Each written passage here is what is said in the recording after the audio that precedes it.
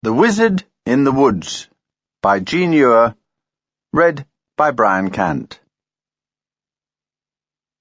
Chapter 1. Ben-Muzzy caught his breath in excitement and pulled his yellow cloak tightly round him as he stood at the foot of the steps and gazed up at the large building in front of him. There was a sign over the front door which said, "Grand Order of Wizards." Each letter was made up of thousands of coloured stars, all winking and blinking and flashing. Ben-Muzzy had been inside the building only once before. That was when he had taken his very first examination in simple magic and been enrolled as a second-class junior wizard. He had been given a yellow cloak and a tall black hat, like a church steeple, and a book of easy spells, and he had taken his wizard's oath. "I promise to be a good wizard, to honour and obey the wizard of all the wizards, and to do my best to help people. I will cast no spells except good spells, and I will not meddle with black magic." That had been a whole year ago. Since then, Ben-Muzzy had been studying very hard and working for a grand high wizard called Wollibar. Wollibar had a first-class junior wizard working for him as well as Ben-Muzzy. The first-class junior was called Podnock.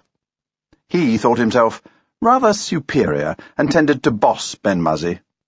It was always Podnock who bagged all the really interesting tasks, such as stirring the magic cauldron or feeding the black cat. Ben-Muzzy was not allowed anywhere near the black cat. Black cats are temperamental animals, quite capable of going off their spells for days on end and simply sitting, sulking. What Ben-Muzzy's work mainly consisted of was collecting owls' feathers and four-leafed clovers for Wollibar's spells, or of cleaning the magic cauldron or polishing the magic wand. He enjoyed doing these things, but he did sometimes grow a little impatient. "Always the same with you young wizards," grumbled Wollibar, "always wanting to magic before you can spell." One day, quite by accident, Ben-Muzzy had changed Podnock into a black beetle, and been unable to change him back again. Wollibar had been very cross indeed, and so had Podnock afterwards. It had taken him and two other grand high wizards several hours to change Podnock back from being a black beetle to being a junior wizard. They had had to use 6 tons of acorns and form a magic circle with 3 black cats in the centre, and Wollibar had burnt a hole in his new cauldron. After that, Ben-Muzzy had been told he must practice no spells on other people unless he was under supervision.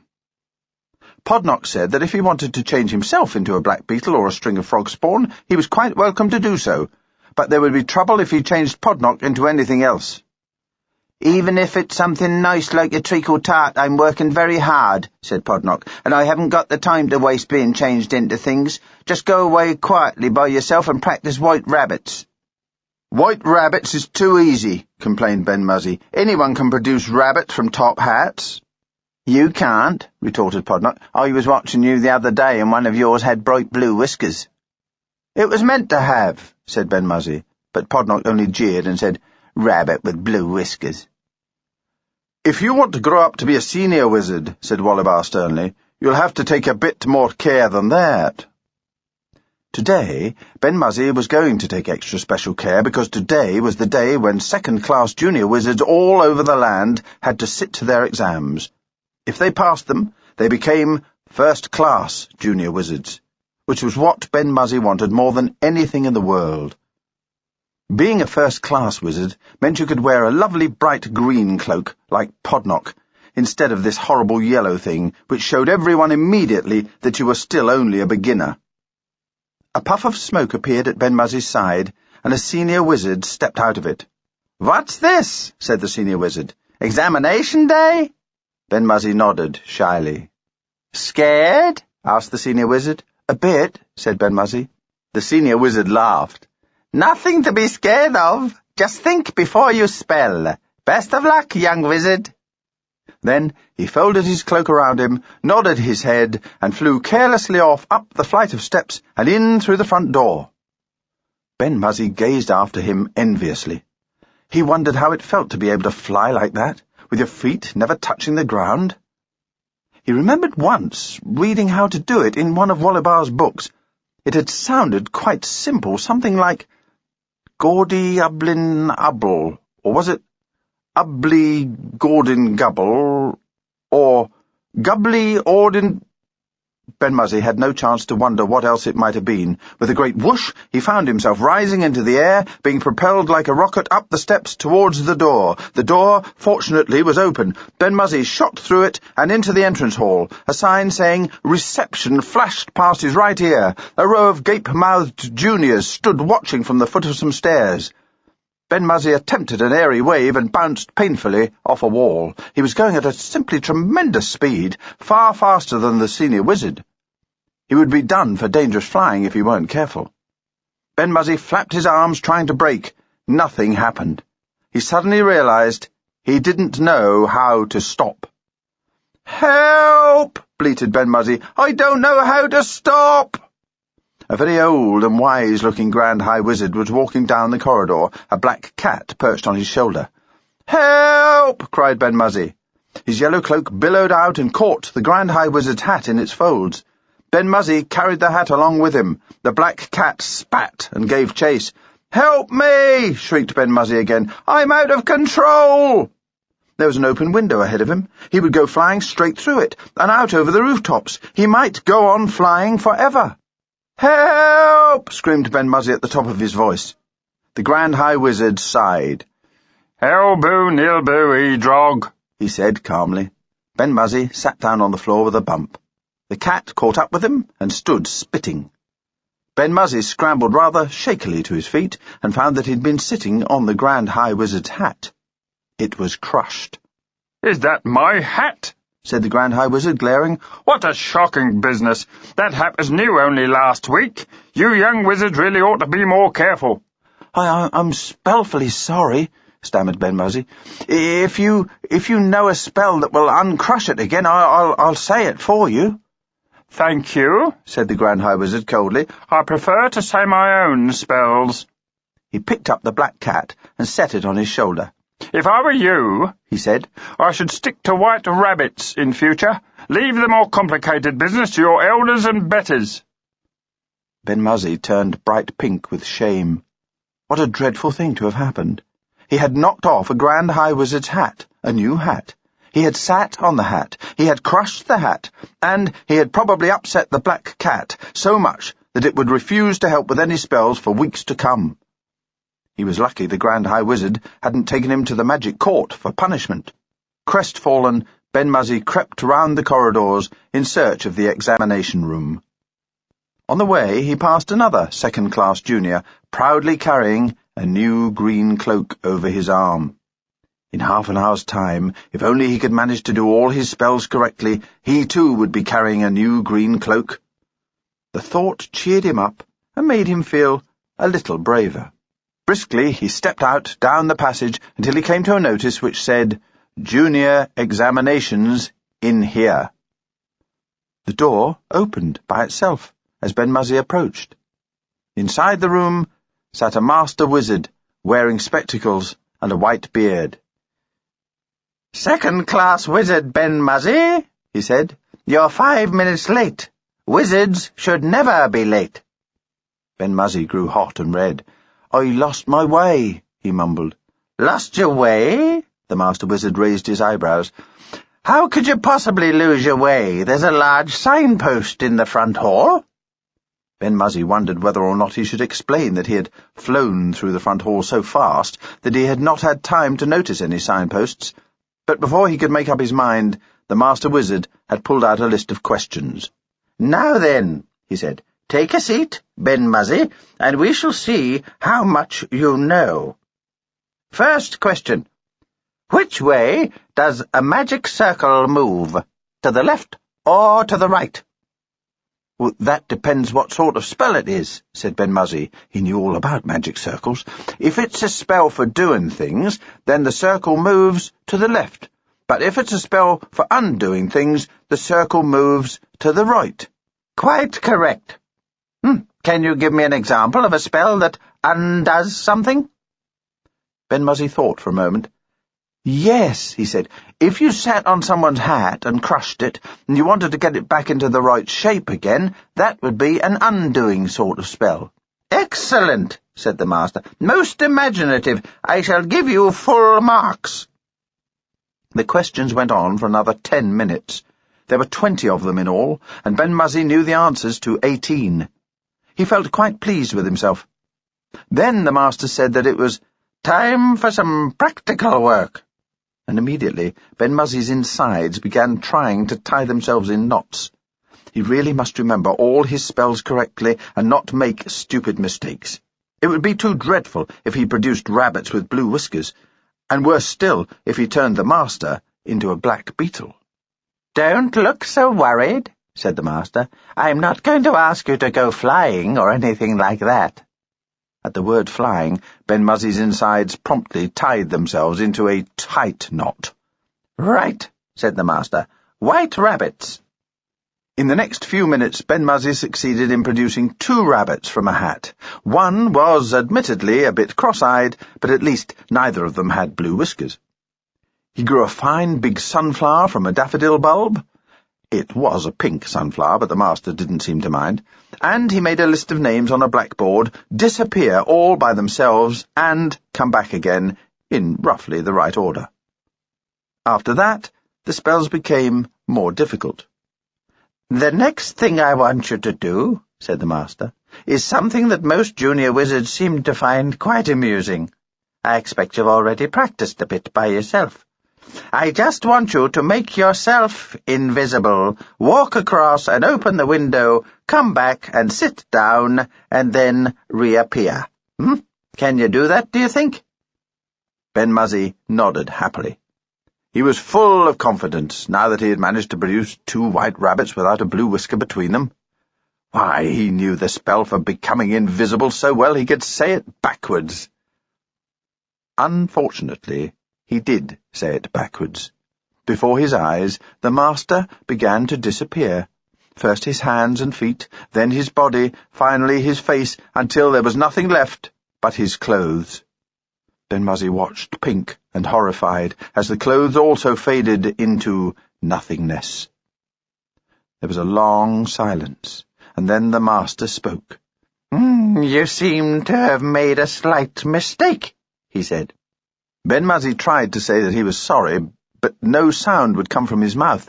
He just sat and gaped at the space on the other side of the master's desk, where the master was sitting, invisible. If by any chance, suggested the master, you know the spell that will bring me back again, I shall consider giving you half marks. Ben-Muzzy squeezed his brain until it hurt. Awful, he said. Go on, said the master. Flin Dula, gasped Ben-Muzzy. Slowly the master began to reappear, starting with his hands and his feet, and then his body, and then his face, until at last he was all there again. Only one thing was missing.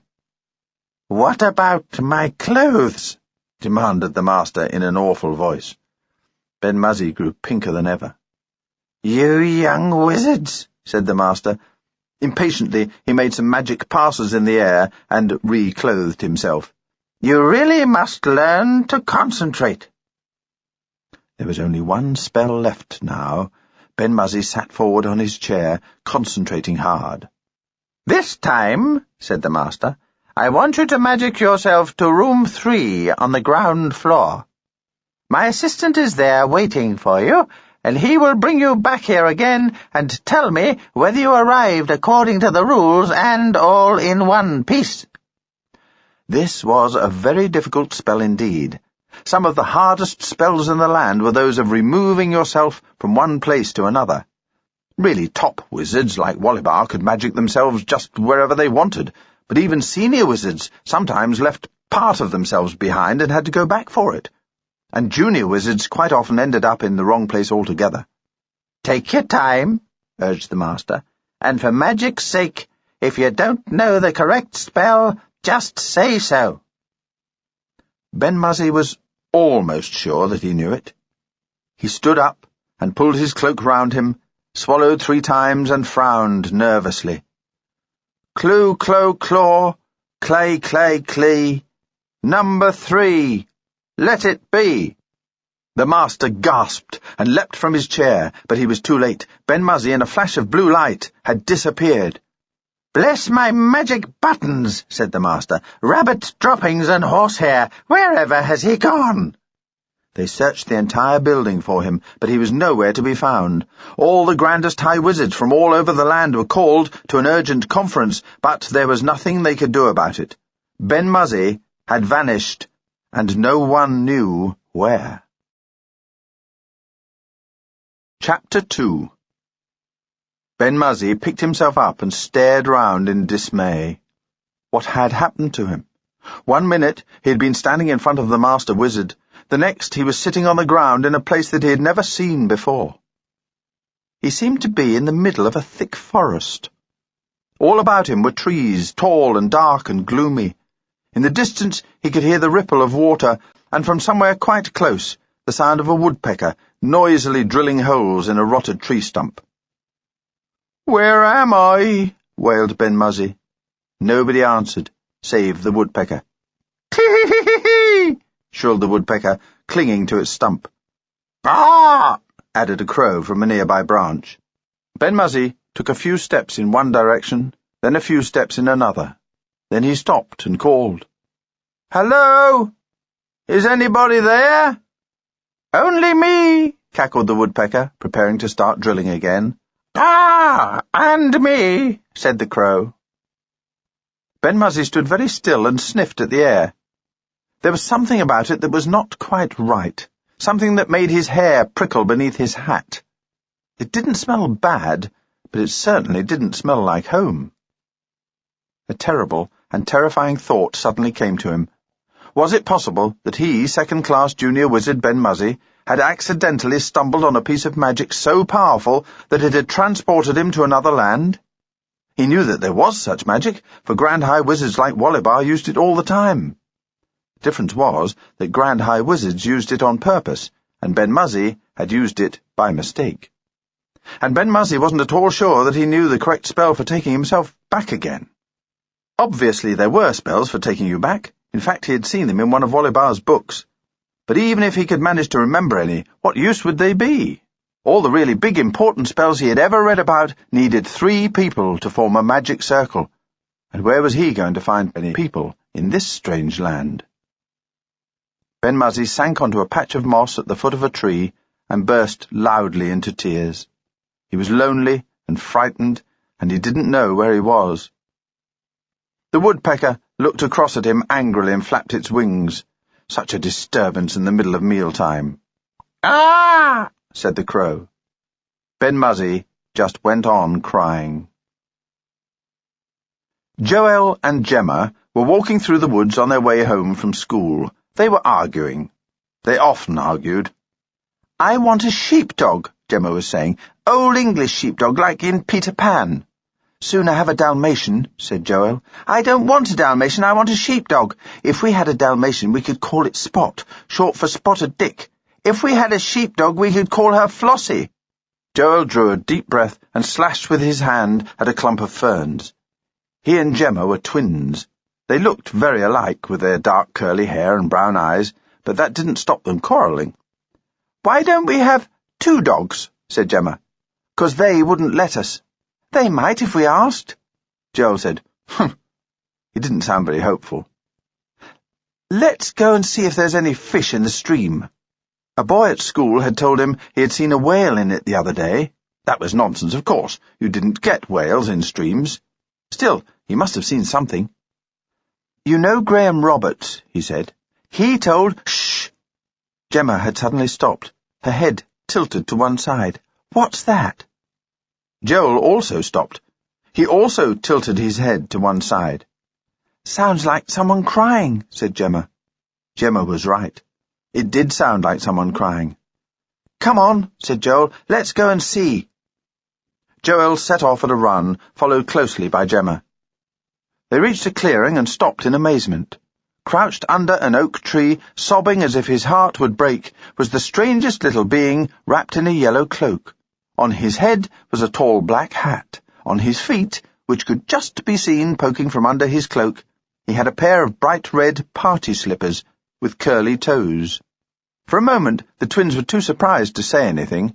Gemma, as usual, was the first to recover. "Must be in fancy dress," she whispered.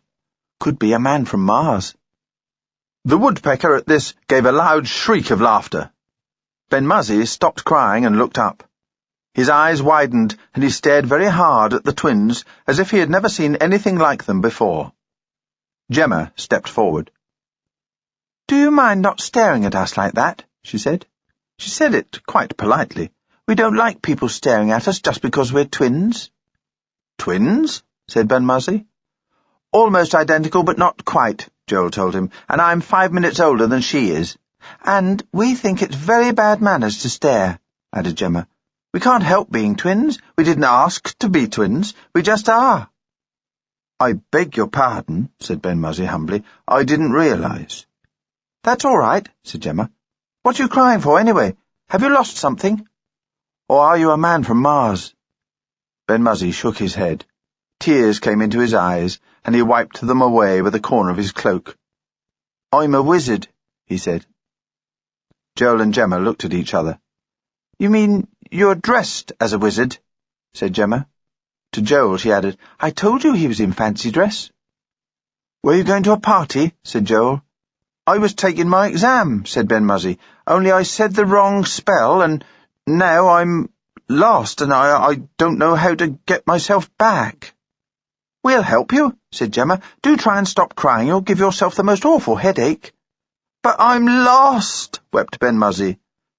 "You can't be very lost," said Joel. 3 Halfpenny Wood was only a small sort of wood, not at all the sort of wood that people got lost in. "But I don't know where I am." "You're in 3 Halfpenny Wood, and if you go in that direction," Joel pointed straight ahead, "you'll get to Tanner's Lane, and if you go in the other direction," he pointed back along the path, the way that he and Gemma had come, "you'll get to the main road."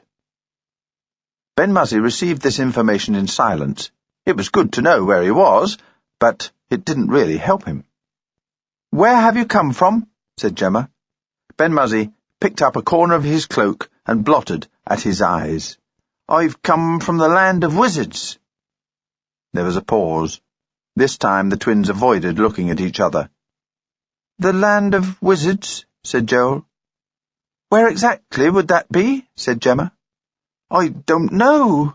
Ben-Muzzy's tears burst forth again. "If I knew where it was, I might be able to get back there." The twins waited a moment in embarrassed silence as Ben-Muzzy wept into the corner of his cloak. Suddenly, very loudly, Joel spoke. "There are no such things as wizards," he said. "Yes, there are." Ben-Muzzy blotched fiercely at his nose. "I'm a wizard, a second-class junior wizard, only I said the wrong spell, and now I'm lost." Joel pursed his lips. Whales in the stream was one thing, wizards in the wood was another. Wizards in the wood was ridiculous. Gemma, squatting down beside Ben-Muzzy, took out a handkerchief and offered it to him. "Would you like to borrow this?" she said. Ben-Muzzy looked at it doubtfully. "I've only used it once," said Gemma, "and it's better than messing up your nice cloak, especially if you're going to a party." Ben-Muzzy snatched at the handkerchief. "I'm not going to a party. I said the wrong spell, and it all went wrong." "So, why don't you just say another spell," said Joel, "and make it all go right?" Ben-Muzzy blew his nose on Gemma's handkerchief. I would if I knew one, but I can't remember them properly." "I'm sure you could if you tried." Joel said it sternly, like Miss Harriet at school. "It's a question of applying yourself." Ben-Muzzy sniffed miserably into the handkerchief. I'd need a magic circle," he said. "Where would I get a magic circle from?" He looked at the twins, and for the first time a small flicker of hope appeared in his eyes. "I suppose you wouldn't like to be one," he said. Gemma beamed. "Of course we would. We'd love to."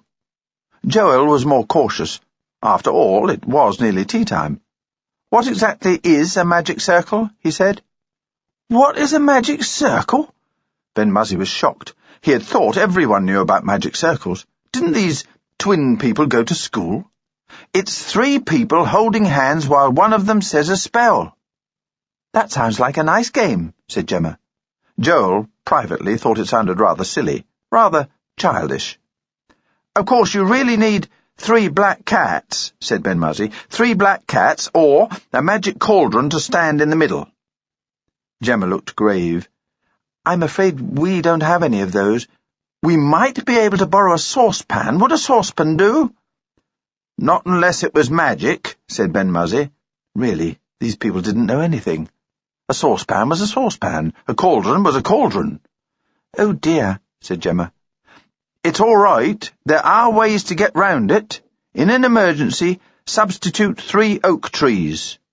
Oh, well, we've got plenty of those. They're a bit old-fashioned, of course. No one uses them very much these days, but they did in my grandfather's time. My grandfather, said Ben-Muzzy, unable to resist the temptation to do a bit of showing off, was a grand high. Ours is a doctor, said Gemma. He works in a hospital. So does our dad. Never mind all that, said Joel. Let's talk about this magic circle thing. What's supposed to happen when you've said the spell? Well, if it worked properly, said Ben-Muzzy, if I've remembered it properly, we'll be back home before you can say abracadabra. You'll be back home, Joel said, but where shall we be? It was all nonsense, of course. Wizards and spells and abracadabra. He wasn't pretending he believed any of it. Do we stay here, or do we go with you? Oh, you'd come with me, Ben-Muzzy said it quite happily. But there's no need to worry. Wollibar could get you back easily enough. He knows all kinds of spells. Who's Wollibar?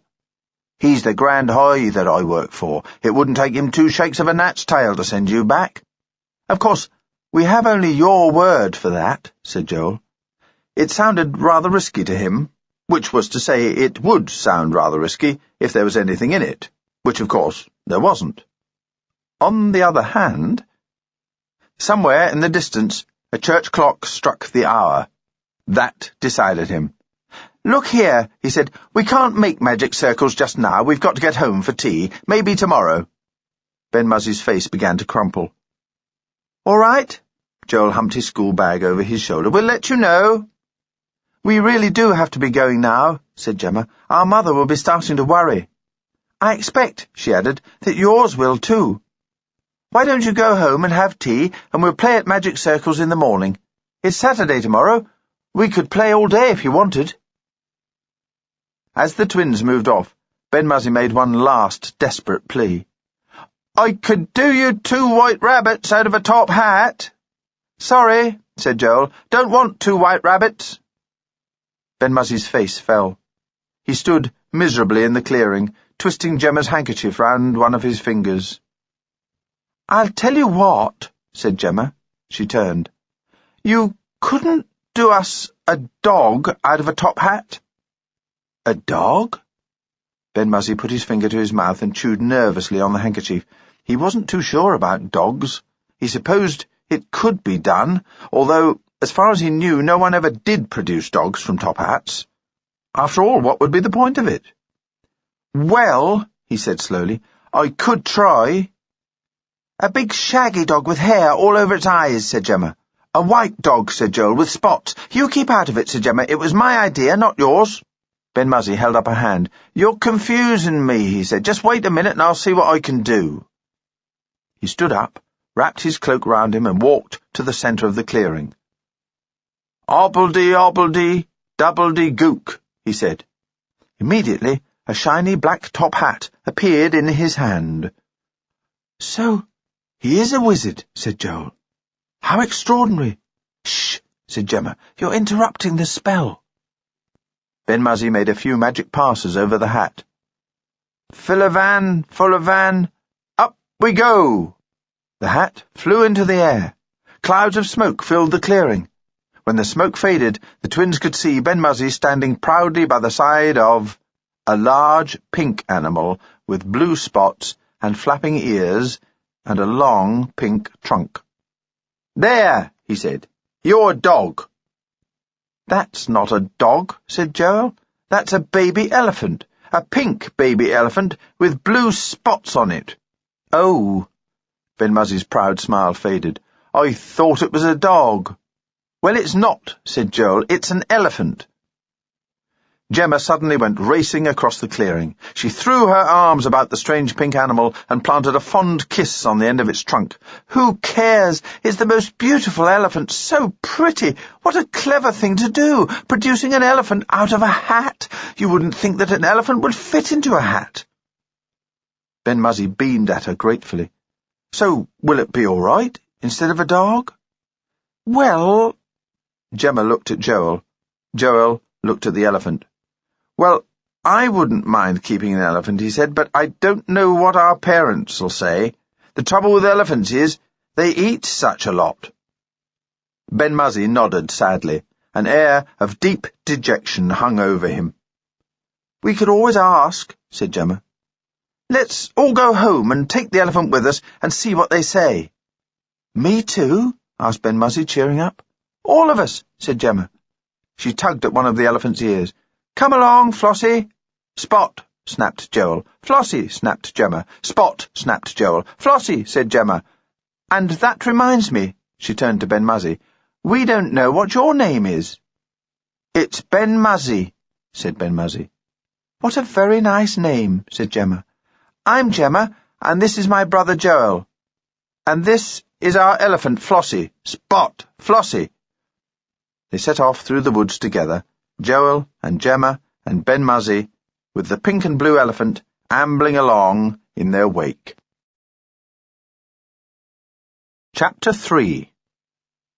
They left Ben-Muzzy in the greenhouse. "You'll be nice and warm in here," said Gemma. "If we took you indoors, they'd only start asking questions. Besides," added Joel, "we've got our Gran staying with us. She might be scared if she saw a wizard." "I understand," said Ben-Muzzy humbly. "We won't forget you," Gemma assured him. "We'll save some of our tea and bring it out to you before we go to bed. What sort of things do wizards like to eat?" "Just about everything," said Ben-Muzzy hopefully. "Do they like sandwiches and bread and jam and chocolate cake?" "Yes," said Ben-Muzzy. "They like all of that." He wasn't sure what it was, but it sounded good. "OK," said Joel. "We'll see what we can do. We're going to go and put the elephant away now." They had decided not to show the elephant to their parents straight away. In their experience, grown-ups needed time to get used to things. As Joel had said, an elephant might come as a bit of a shock. They were rather doubtful about where to keep it in the meantime. "We can't leave it in the garage," said Gemma, "in case it sits on the car. And anyway, Dad would see it when he got back." At the moment, the elephant was standing in the lane outside the back gate, with its trunk hanging over the fence. "Do you suppose," said Gemma, "that it would go in the shed?" They opened the gate, and the elephant obligingly squeezed itself through the narrow opening. There wasn't much room for it in the shed, but at least it could sit down, or stand, or turn in a circle. "It's only for tonight," said Gemma, "and we can bring it some buns after tea." Joel was rather thoughtful on his way up to the house. "If we're going to feed elephants and wizards," he said, "it's not going to leave very much for us, is it?" Tea was already on the table. Joel was relieved to note that there was a lot of it. "You're late," said their mother. "I thought I told you to come straight home." "We were looking for whales in the stream," said Joel. He helped himself to a handful of bread and butter and reached out for the sardines. "Whales," said his grandmother, "live in the sea, not in streams. I should have thought a boy your age would have known that." "People say they don't live in streams," said Gemma, "like people say there aren't such things as fairies." "Or wizards," she added, spreading 4 slices of bread and butter very thickly with jam. "But there might be." The twins' mother was frowning at their heaped-up plates. "Are you really going to eat all that?" she said. "I'm jolly hungry," said Joel. He slipped 3 of the slices of bread and butter onto his lap, folded them in half, and worked them round one by one to the back pocket of his jeans. "You know this dog," he said, "this dog you said we could have for our birthday? If we decided we'd rather have some other sort of animal, would that be all right?" "Why?" said his mother, automatically suspicious. "What other sort of animal had you in mind?" "Elephants," said Gemma. "Well, of course, if you're going to be silly. Gemma, I do wish you wouldn't bolt your food like that. You had 4 slices of bread and jam on that plate a second ago." "I'm a very fast eater," said Gemma. "May I have some chocolate cake?" Joel reached out for some more sardines. "What if we happen to find one?" he said. "Find what?" "An elephant. Then it would go straight to the zoo." "Even if it was only a small elephant?" "Whatever size elephant it was." "But why?" said Gemma, wondering if Ben-Muzzy would object to eating bread and jam and chocolate cake all mixed up together. "Because small elephants grow into big elephants and eat far too much, just as you are." The twins' mother snatched up the plate of chocolate cake just as Gemma's hand closed over another slice. "You'll make yourself sick." "I'm hungry," said Gemma. Her grandmother sniffed. "When I was young," she said, "we were never allowed more than 1 slice of cake for our tea." Next morning, while the twins were still in bed, a most terrible scream rang through the house. They rushed out at once onto the landing, struggling into their jeans and sweaters. The door of their grandmother's room was open. Their father was hovering at the entrance. Their mother was inside. "What's the matter with her? What's the matter with her?" their father was saying irritably. "She says she saw a pink elephant in the garden." "Pink elephant?" "That's what she says. A pink elephant with blue spots." "Acid indigestion," snapped the twins' father. The twins giggled nervously. Their father turned on them. "Don't you two start. You can come downstairs with me and help get the breakfast while your mother looks after your gran." Meekly, the twins followed their father downstairs. "How did it get out?" whispered Gemma. "Don't ask me," said Joel. "I suppose you didn't shut the door properly." "I didn't shut the door," said Gemma. "You did. Or didn't," she added, "as the case may be." Joel opened his mouth. He was interrupted by an angry roaring. "Who's been playing in my rose bed?" roared the twins' father. Dropping the kettle, which he had been filling at the sink, he tore open the back door and raced out. Full of foreboding, the twins crept after him. The garden was in a state of fearsome confusion. The roses had been trampled on, the grass had been rolled on, a fence had been knocked down, and all the heads had disappeared from their mother's prized dahlias. "It must have been hungry," suggested Gemma. Their father strode down the path towards the back gate. The twins stood, undecided, in the middle of the mud patch that had once been a smooth lawn. "Psst! Psst!"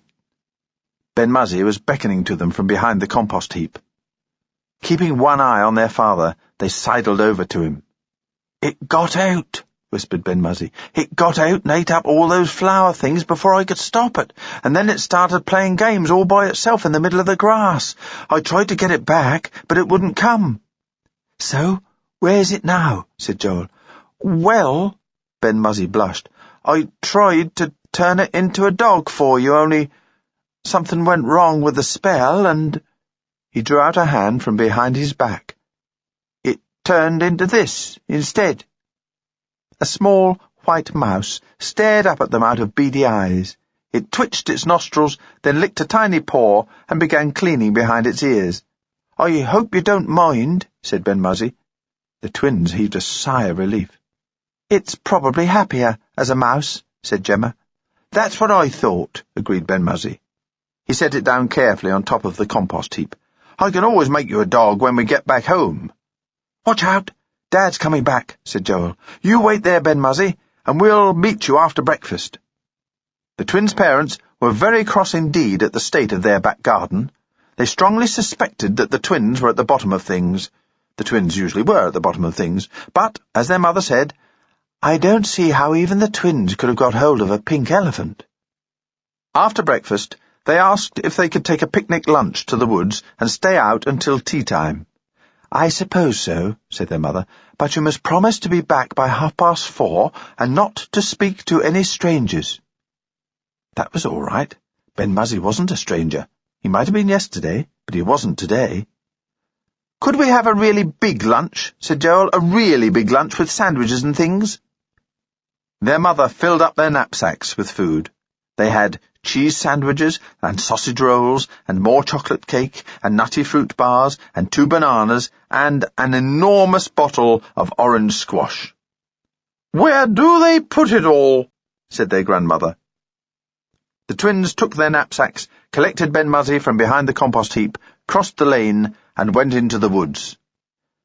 "So, where shall we do the magic circle?" said Joel. Ben-Muzzy looked rather pointedly at the knapsacks. "Before wizards can do spells," he said, "they have to have their breakfast. Breakfast is very important to wizards." "How awful," said Gemma. "I was forgetting you hadn't eaten. What would you like? Cheese sandwich, sausage rolls, chocolate cake?" "Yes, please," said Ben-Muzzy eagerly. He ate a little bit of everything and drank some orange squash, and then they walked further on into the woods looking for 3 oak trees. Ben-Muzzy said that the 3 oak trees had to grow close together so that they could form the magic circle inside them. "Cats and cauldrons inside," he said, "oak trees outside." Fortunately, the woods were full of oak trees. They soon found 3 that Ben-Muzzy said would be all right. "But I've got to remember the spell first. It's no use forming a magic circle if you don't know what spell you're going to use." Ben-Muzzy had spent all night in the greenhouse thinking about spells. He had dreamed about spells, and he had had nightmares about spells. In one of Wollibar's books, Magic for Coming and Going, there had been long lists of them. Spells of transportation, they had been called. Ben-Muzzy had learnt several by heart. The only trouble was that in spite of learning them by heart, he couldn't always remember quite where it was they transported you to. All he could do was hope for the best. If the first spell took them to the wrong place, he would just have to wait for his magic to come back and then try another one.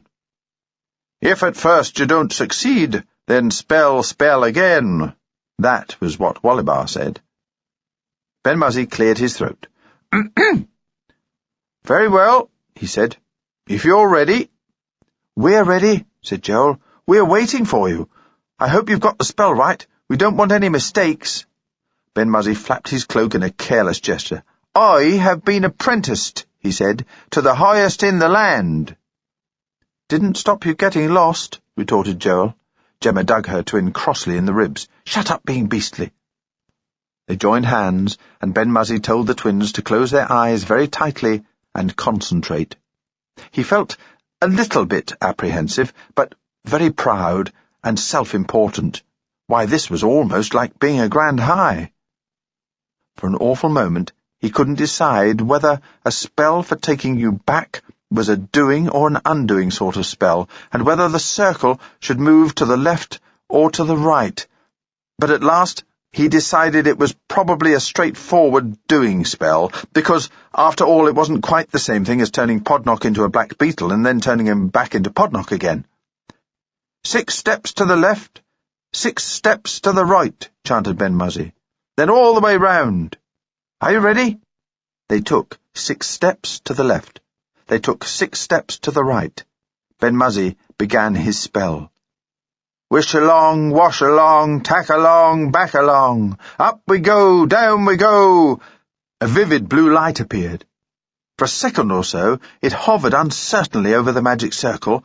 Then, with a sudden puff, it turned itself into a cloud of smoke. The smoke rose into the air, and the magic circle rose with it. Ben-Muzzy, twins, knapsacks, and all. The oak trees were left standing as before. Chapter 4. "Are we here?" said Joel. "Is this it?" said Gemma. They stared round in wonderment. They were in a land that looked like a picture postcard. The grass was emerald green, the sky bright blue with a few puffy pure white clouds, and a shining yellow sun. "Well," said Joel, "is it?"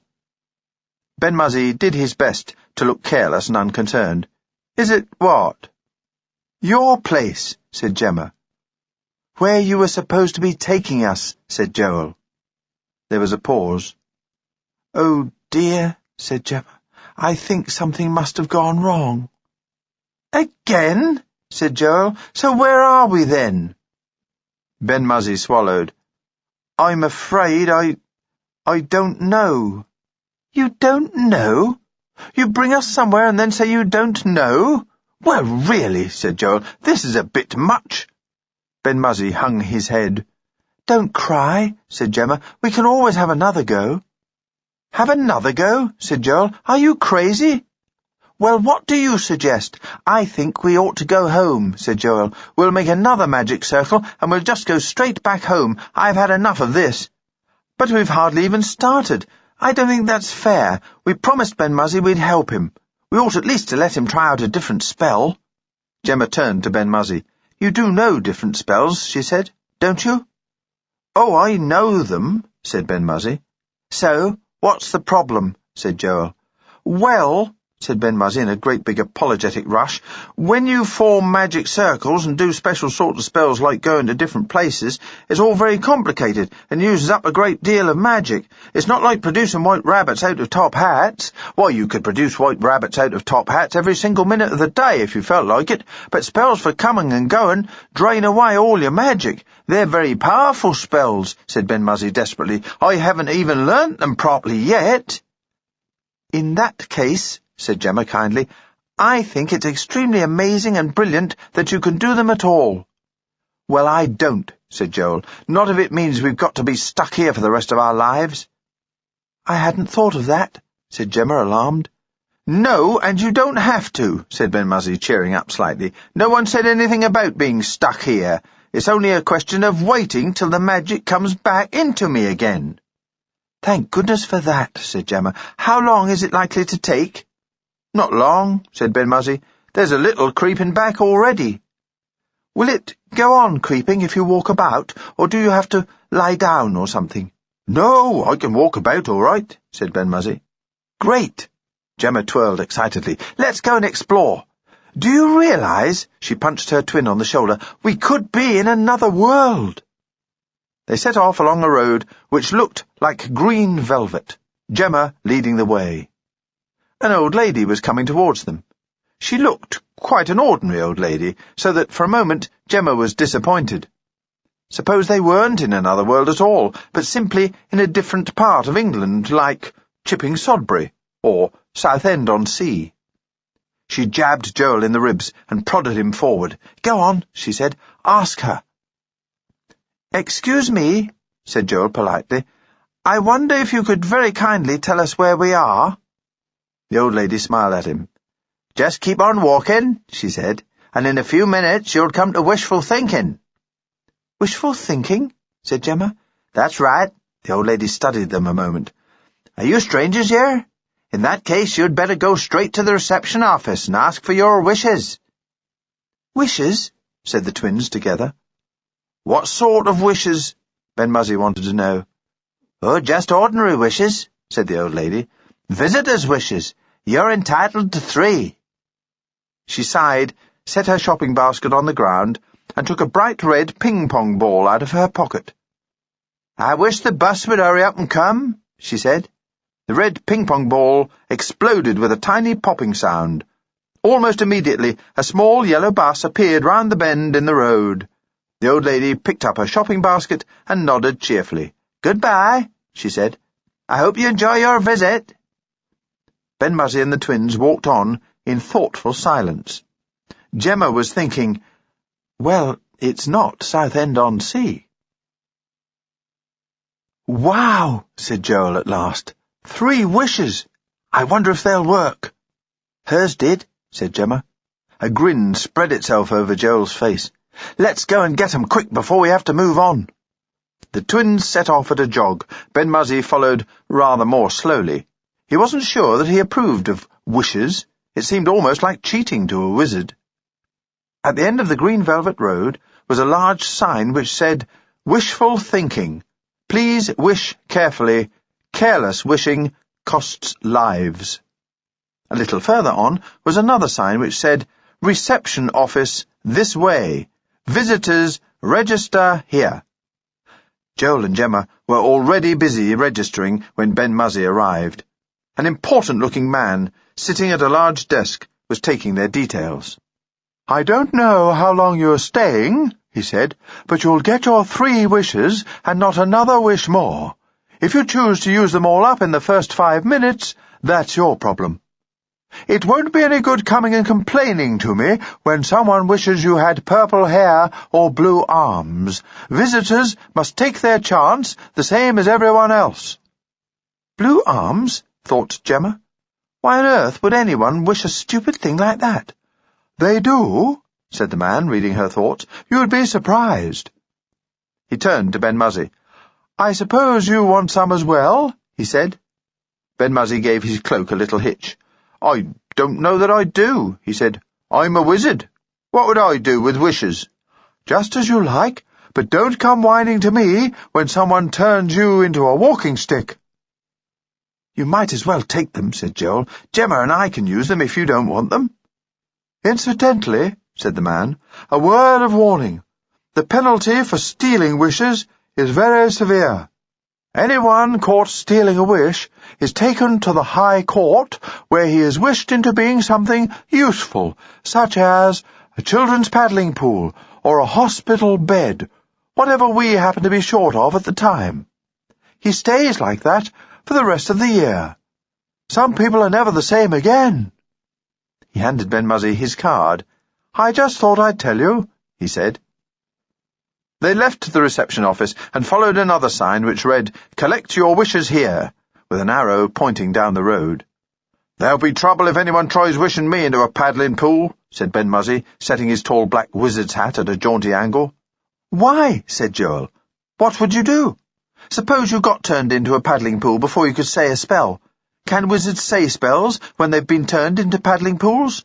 I don't know. Ben-Muzzy looked at Joel aghast. I never thought of that. Oh, this is horrible. I wish we'd never come here. Let's creep very quietly away where there aren't any people and just wait for my magic to come back. But don't you see, said Gemma triumphantly, there isn't any need for your magic to come back. We can collect our wishes and use them all except one, and then, when we've only got one left, we can wish ourselves wherever we want to. So we can. Ben-Muzzy beamed. What a very good idea. How clever of me to bring us here. But when they collected their wishes, they found that it was not as simple as Gemma had thought. They were each given 3 pink ping-pong balls and a card of instructions. On the card of instructions it said, Visitors' wishes, rules and regulations. 1. No visitor shall receive more than 3 wishes in the course of 1 year. 2. No visitor is allowed to take his wishes out of the country, nor use his wishes to take himself out of the country. 3. With reference to Rule and Regulation 2, above, any visitor attempting to make use of his wishes in said manner will be automatically transmuted. By order, Wish Master General. What's automatically transmuted? Gemma wanted to know. Automatically turned into something else, said Joel. Yes, like a paddling pool. Ben-Muzzy had gone glum again. Oh, this is horrible. Doesn't matter. By the time we've had 9 wishes and used them all up, your magic will probably have come back. Gemma clutched at one of her pink ping-pong balls and screwed up her face with excitement. I'm going to wish for an old English sheepdog. No! Screamed Ben-Muzzy. Gemma stared at him. Why not? Because you won't be able to take it with you. Magic circles are for 3 people, not 4. If you wish for one of these sheep things, it'll make 4. Oh, all right then. I know. Gemma held out her ping-pong ball and closed her eyes tightly. I wish I had a rainbow hair flare in pink, lemon and purple. The ping-pong ball burst into nothingness. Gemma opened her eyes. Where is it? She wailed. She put up a hand. Oh! Draped over Gemma's head was a long, silky wig in violent stripes of different colours. On the top of it was a frilly pink pom-pom. Oh, brilliant! Cried Gemma.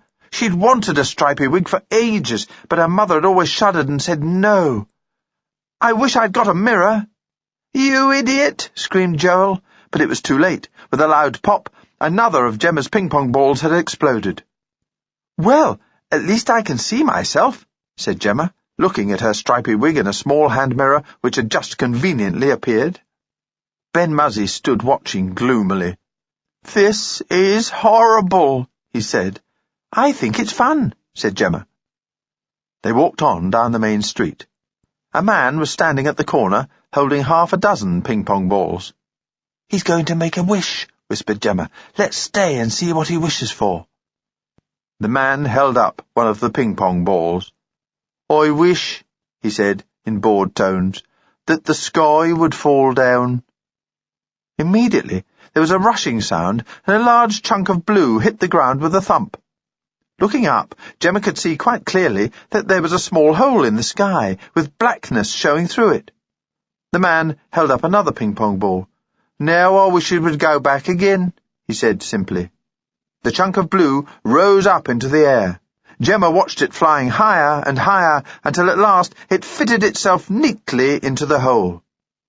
"Well, really," she said, "what a stupid wish." The man looked across at her. "Do you mind?" he said. "What business of yours is it, anyway? I've a good mind to wish you into an earthworm. In fact, I shall if there's any more rudeness." Gemma gulped. I beg your pardon," she said. "I didn't mean to be rude. It's just that I've never seen anyone make a bit of the sky fall down before." "I do it all the time," said the man, yawning. "One likes to have a hobby of some sort." "Yes, of course," agreed Gemma. "It's an extremely interesting hobby, far more interesting than stamp collecting. I'm surprised more people don't do it." "More people?" said the man. "I shouldn't want more people to do it." "No, well," said Gemma, I mean—" Joel and Ben-Muzzy pulled her hastily away. "You really mustn't make personal remarks to people," said Ben-Muzzy urgently. "There's no telling what they might do to you." They continued on their way down the street. Gemma noticed that there were no shops to be seen anywhere. She remarked on this to Joel. "Well, of course there aren't," he said. "What would you need shops for, when all you've got to do is wish for things? Just think of it. Instead of not being able to buy ice creams because you've run out of pocket money, all you'd have to do is say, 'I wish I had 1,000 ice creams,' and there you are. You'd have enough to last you for—" He broke off, wide-eyed with astonishment. One of the ping-pong balls, which he had stuffed into his pocket, had exploded with a familiar ping, and in front of him, bursting up out of the ground, were hundreds upon hundreds of ice cream cornets, each covered with a tiny lid. There seemed to be no end to them. One after another they popped up, until the whole street was full of ice creams. Gemma giggled. There you are," she said. "Now you've got 1,000 ice creams, and you'll never be able to eat them all." "That's just stupid," said Joel. He was cross with himself for wasting a wish. Ice creams were all very well, especially if they were strawberry, but what could you do with 1,000 of them? There ought to be a law saying wishes will only come true if you really mean them. "Bit late for that now," said Gemma. "You'd better start eating." Joel bent down and began removing the lids. There were strawberry ice creams, and chocolate ice creams, and coffee ice creams, and vanilla ice creams, and hazelnut ice creams, and raspberry ice creams, and just about every single sort of ice cream that anyone could ever wish for. Joel set rapidly to work on them. Gemma and Ben-Muzzy watched him greedily. "Wizards like ice creams," said Ben-Muzzy after a while. "Do they like vanilla ice creams?" asked Joel, who wasn't very keen on them. "Yes," said Ben-Muzzy. "They like any sort of ice cream." "All right," said Joel generously. "You can have some if you want." Gemma and Ben-Muzzy began collecting up ice creams as fast as they could. For a long time they ate in silence, and then Gemma stopped and straightened up. "It's funny," she said, "but I don't think I like ice cream quite as much as I used to." "I was just thinking the same thing myself," agreed Ben-Muzzy. "I'm not sure that ice cream is good for wizards." "So if," said Gemma to Joel, "you could just very quickly eat a few hundred more—" Joel groaned. "I've had enough rotten ice cream to last me a lifetime," he said. "I don't think it's very good ice cream. It makes you feel sort of sick." "I told you wouldn't be able to get through them all," said Gemma. She swished her rainbow flare and began crunching her way across the remaining hundreds of ice creams, with Joel and Ben-Muzzy following slowly behind. As they reached dry land again, A boy came up to them. "Oi, you," he said. "Are those your ice creams?" "They were," said Joel, "but I finished with them. You can have them if you like." "I don't want them," said the boy, "but you jolly well better clear up that mess or you'll be in trouble." "How can I clear it up? I haven't anything to clear it up with," said Joel. The boy stared at him in a very peculiar way. "You've got wishes, the same as everyone else, haven't you? Then you can jolly well wish it was cleared up." "Oh, wish it yourself," said Joel rudely. He was all filled up with ice cream, and he didn't think he liked this bossy boy. "Wish it yourself," he said, "fathead." The boy turned purple with rage. "Snotball," he retorted. A nasty gleam appeared in his eye. "I wish your nose would turn purple, and I wish you were all covered in spots, so there." There were two small explosions. Gemma looked at her twin and gasped. His nose had turned bright purple, and his face was splattered in large pink blotches. Beside himself with fury, Joel snatched his two remaining wishes from his pocket. "I wish you were bright scarlet all over," he shouted, "and I wish your ears stuck out," he added triumphantly.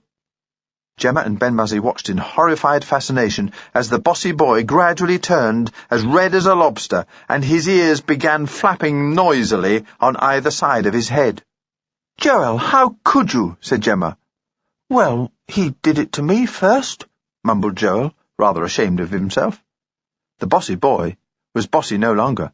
Large tears began to roll down his cheeks. "I haven't any more wishes left, and now I shall have to stay like this until tomorrow." He ran off, sobbing down the street.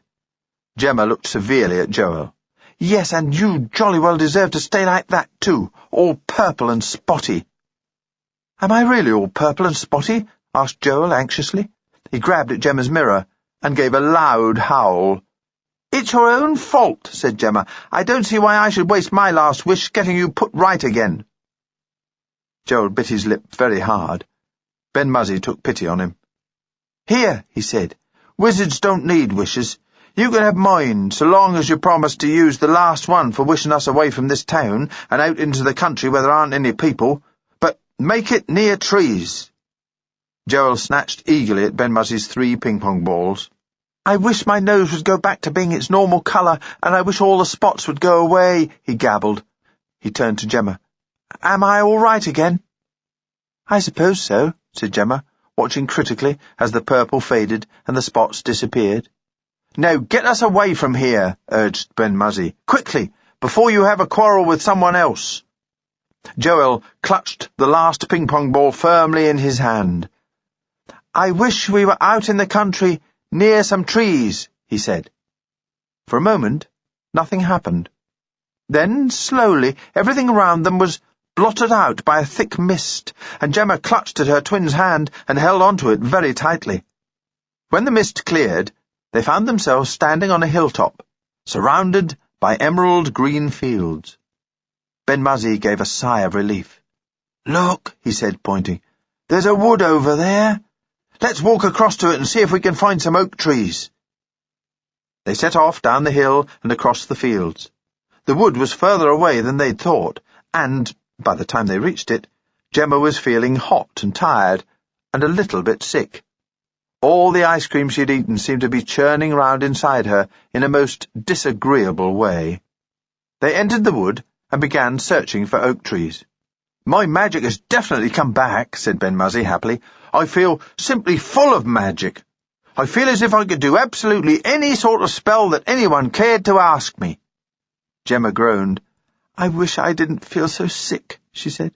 "Perhaps you could think of a spell for making people that have eaten too much ice cream not to have eaten too much ice cream, if you know what I mean. Perhaps—" She broke off with a squeak and clapped her hand to her pocket, just as the last of her ping-pong balls exploded with a tiny pop. "Oh," wailed Gemma at the top of her voice. "Oh, I've gone and wasted my last wish, and I was going to wish for a Cindy boutique like Tracy Onslow's got." Joel smiled smugly. He couldn't help feeling just a little bit pleased that his twin had been as foolish as he had. "You shouldn't have eaten so many ice creams," he told her. If you hadn't eaten so many ice creams, you wouldn't have felt sick, and then you wouldn't have had to wish that you didn't feel sick, and then you wouldn't have wasted your last wish, and— Whoops! Exclaimed Joel in amazement. Not looking where he was going, he had bumped headlong into a small fat man wearing yellow check trousers who was coming up the narrow woodland path towards him. Joel sat down with a bump on one side of the path, the fat man sat down with a bump on the other. Unfortunately, he sat in a large pool of muddy water. "Look what you've done to my trousers!" he cried shrilly. "Oh, just look what you've done to my trousers! They were new trousers. I only wished for them yesterday. Now I shall have to waste another wish getting another pair. Bless my soul, how can you be so careless?" "I'm sorry," said Joel, though it had been as much the man's fault as his. "Sorry? Sorry? What's the use of being sorry? That won't make my trousers clean again, will it?" "I'm ever so sorry," said Joel again. Gemma and Ben-Muzzy were hiding amongst the trees, frantically beckoning Joel to follow them, but the fat man caught him by the arm and held him back. "Don't just stand there saying you're sorry. Do something about it. Wish me a new pair." I can't," stammered Joel. "I haven't any more wishes left, and I'm only a visitor, and— "I see," the fat man breathed heavily. "I see. You come here to a land where you don't belong, you ruin other people's new trousers by pushing them into puddles of mud, and then you refuse to do anything about it." His voice was shriller than ever. It was plain that he was extremely angry. "Well, I don't like that sort of behaviour, and what's more, I won't put up with it. Little boys like you need punishing. I wish you were a puddle of mud yourself, sir, and a very good day to you, sir."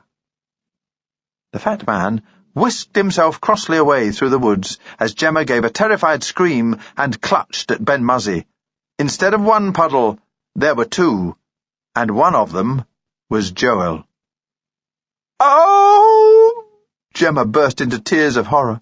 "What are we going to do? We haven't any wishes left." Chapter 5. "Don't cry," said Ben-Muzzy. "Please don't cry. There must be something we can do, if only I can think of it." Ben-Muzzy was feeling guilty. He was the one who had brought the twins here. "You're supposed to be a wizard," sobbed Gemma. "Can't you say a spell and bring him back?" Ben-Muzzy remembered the time he had turned Podnock into a black beetle by mistake. He remembered that Wollibar had had to call in 2 other grand highs before he could turn him back into being Podnock again. "It's extremely advanced sort of magic," he said. "I haven't really got to that stage yet." "But surely you could try," pleaded Gemma. "It wouldn't hurt just to try." Ben-Muzzy pursed his lips. "You never know what's going to happen when you start playing about with spells like that. I might turn him into almost anything." "Well, whatever you turned him into," said Gemma, starting to cry again, "it couldn't be worse than a puddle of mud." Gemma walked over to the puddle and sank down by its side. Her tears splashed mournfully into it. How could she go home without Joel? He was her twin, and everyone knew that twins meant something special to each other, even if they did spend most of their time quarrelling. Ben-Muzzy cleared his throat. "You really need a magic circle," he said, "and some black cats, but if you're willing to take a chance—" Gemma sniffed miserably. "I'll see what I can do, but just remember, I can't promise anything." Ben-Muzzy removed his hat and set it on the ground. Then he closed his eyes and began walking round it in a circle, chanting to himself. "Iggly, oogly, wobbly, ub, into a boy this puddle of mud. Iggly, oogly, wobbly in, change it back to Gemma's twin." Gemma watched breathlessly as a curious blue light settled itself over the mud. The next moment there was a flash, and where the mud had been now stood a small red squirrel with a bushy tail and bright eyes. Gemma's face fell. It was a beautiful squirrel, but it wasn't Joel. "Well, it's better than it was," said Ben-Muzzy hopefully. "I'll try again and see what happens." He set off once more in a circle. For a few moments he was silent and frowning, and then again he began chanting, Iggly wobbly whirl, into a boy turned the squirrel. Iggly wobbly in, change it back to Gemma's twin. The squirrel disappeared in another flash of blue light. In its place appeared a fluffy yellow chick. Tears began rolling down Gemma's face again. Ben-Muzzy wiped a hand across his forehead. "I'll try once more," he said bravely. "This is using up an awful lot of magic." "Perhaps you're doing it wrong," suggested Gemma between sobs. "I'm not doing it wrong," said Ben-Muzzy. "It's the right spell. It's just that it's not powerful enough. I told you it needs a magic circle to make it work properly." He began chanting again.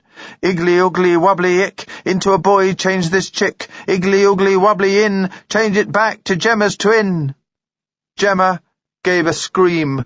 The fluffy yellow chick had changed into a brown, stripy caterpillar. "Oh, stop it, she begged. "You're making him smaller and smaller." "I'm sorry," said Ben-Muzzy. "It must be all the magic I'm using up. The spell gets weaker each time I say it." "Then you'd better not say it any more." Gemma picked up the stripy caterpillar and set it on the back of her hand. "We must do something quickly. He'll be changing into a butterfly before we know where we are." Ben-Muzzy settled his hat back on his head. He had the impression that his head was definitely shrinking. "There's only one thing for it. We'll have to walk round until we find someone who's willing to make a magic circle with us. A dog or a cat would do if we can't find a person. Animals are quite good at magic circles." "And then what?" said Gemma. "Then we can all go home," said Ben-Muzzy simply, "and Wollibar will be able to change him back again." Gemma thought about it. She shook her head. "I don't think that's a good idea. Suppose you can't remember the proper spell again. We'd end up goodness knows where, and Joel would still be a caterpillar, and you'd just go on making him smaller and smaller until he disappeared altogether." "So? What do you suggest we do?" asked Ben-Muzzy rather sulkily. "I'll tell you what we're going to do." Gemma stood up, still holding the caterpillar. "We're jolly well going to go and steal a couple of wishes." But they'll turn us into paddling pools," gasped Ben-Muzzy. "No, they won't," said Gemma. "That's why we're stealing two. With the first one, we're going to wish ourselves right at the edge of this horrid place, because it must have an edge somewhere. Then, as soon as we're safely out, we can wish Joel back to being himself again." "But that's against the rules," said Ben-Muzzy. Gemma tossed her head. "You think I care about them and their stupid rules?" "You will when you've been automatically transmuted." Gemma frowned. She had forgotten for the moment what automatically transmuted meant.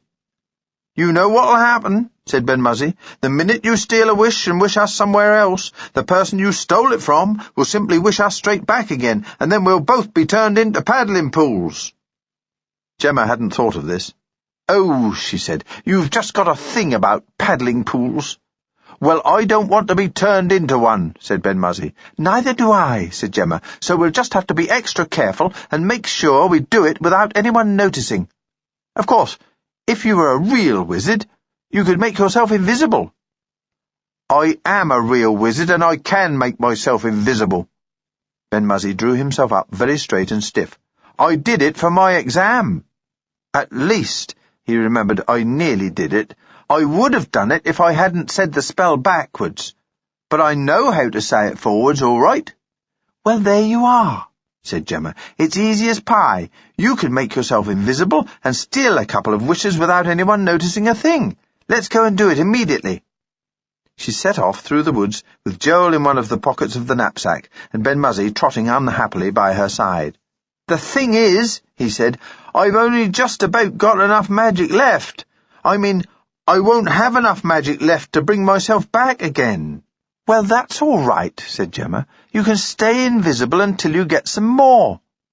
"But it isn't good for you to remain invisible too long," said Ben-Muzzy. "A friend of Podnock's once knew a wizard that turned himself invisible and stayed like it so long he couldn't ever get back. He had to be invisible for the rest of his life. There are very strict rules about making yourself invisible." said Ben-Muzzy desperately. "You're not supposed to do it more than once a day, and you're not supposed to stay like it for more than half an hour." "Well, surely by the end of half an hour you'll have enough magic to get yourself visible again," said Gemma. "I might have," said Ben-Muzzy, "but there again I might not. And anyway, I'm not sure I like this idea. It's dangerous, and it's not good to steal things." "Who cares?" cried Gemma. "I'm jolly well not going to let Joel stay a caterpillar and turn into a butterfly and die, and I really don't see," she added, "what harm it can do to steal 2 measly wishes from people that have so many they go round turning people into puddles of mud." Ben-Muzzy really couldn't think of any answer to that. They left the wood and walked along a narrow lane. At the end of the lane was a collection of small cottages. 2 women were standing outside one of them talking. As Gemma passed, she could see that both women had pockets bulging with red ping-pong balls. She nudged at Ben-Muzzy. "There you are. They've got so many wishes, I bet they don't know what to do with them. You can take one from each of them, and I don't expect they'll even notice they've gone." Ben-Muzzy nodded gloomily. They walked away from the houses and stopped round the corner of the lane. "I'll wait here for you," said Gemma. "As soon as you've got them, you can run back and collect me, and we'll wish ourselves right to the edge of the land." Ben-Muzzy clamped his hat firmly on his head and concentrated all his remaining magic on the spell for making himself invisible. This time he must remember to say it forwards and not backwards. Gemma watched in fascination as Ben-Muzzy slowly began to disappear. First his feet, and then his hands, and then the rest of him, until only the tip of his hat could be seen. "Have I all gone?" asked Ben-Muzzy anxiously. "All except a bit of your hat," Gemma told him. "Oh, that's because I've run out of magic again. You'd better hold it for me." The tip of Ben-Muzzy's hat rose into the air and came towards Gemma, who giggled nervously as she took it. It was a strange feeling to hold an invisible hat. "All right," said Ben-Muzzy. "I'm going now. Wait here for me." Ben-Muzzy crept silently back down the lane until he came to the houses. The 2 women were still talking. Holding his breath, he dipped a hand into each of their pockets and lifted out 2 ping-pong balls. The women noticed nothing. Still holding his breath, Ben-Muzzy tiptoed back again. All went well until a small girl came out of a cottage. She stared at the 2 ping-pong balls, apparently floating through the air by themselves, and then she made a sudden snatch at them. Ben-Muzzy took to his heels and ran. The small girl, squeaking with excitement, ran after him. "Quick!" panted Ben-Muzzy, seizing Gemma's hand. "Someone's after me!" The small girl turned the corner. She stopped as she saw Gemma. The ping-pong balls were floating in the air by her side. "Here!" said the small girl accusingly. "Those aren't your wishes. Only grown-ups have red wishes. You're not a grown-up." "I wish that Gemma and Joel and I were right at the edge of this land," gabbled Ben-Muzzy breathlessly. The small girl opened her eyes very wide as a mist gradually rose up round Gemma and the one remaining ping-pong ball. They heard her running back down the lane, shouting at the top of her voice, "Ma, Ma, there's someone been stealing wishes!" Inside the swirling mist, Gemma shivered. Ben-Muzzy clutched her hand tighter. "As soon as we get there, we'll run into the next land before they can call us back again," he said reassuringly. "Yes," said Gemma, but inside herself she was thinking, suppose they won't let us through? Suppose they call us back before we get there? Ben-Muzzy was thinking the same thing.